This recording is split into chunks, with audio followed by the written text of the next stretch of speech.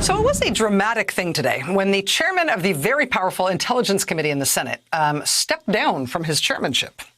It was all the more dramatic for it to have happened because the FBI executed a search warrant and seized his cell phone from him at his house.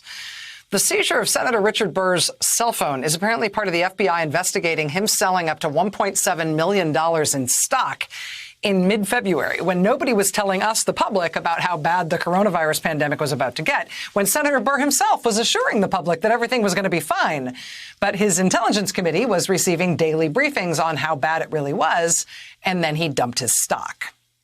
So him giving up his chairmanship of the Intelligence Committee amid this FBI investigation into what he did, that's a very, very dramatic thing.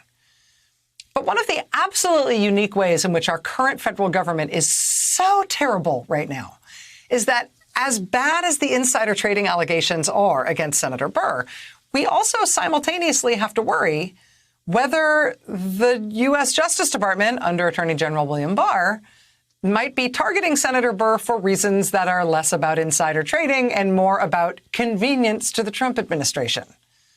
I mean, Senator Burr, you will recall, has led the only functional bipartisan congressional investigation into Russian interference in the 2016 election. His committee's findings have supported the intelligence community's conclusions that, for example, Russia interfered in the 2016 election to support Donald Trump's candidacy. That's something President Trump continues to deny, as recently as an interview that aired this morning.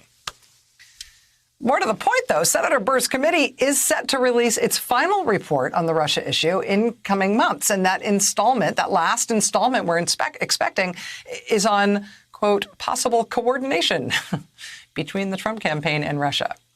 That's what Burr is working on right now. But he's had to step down as chair of the committee.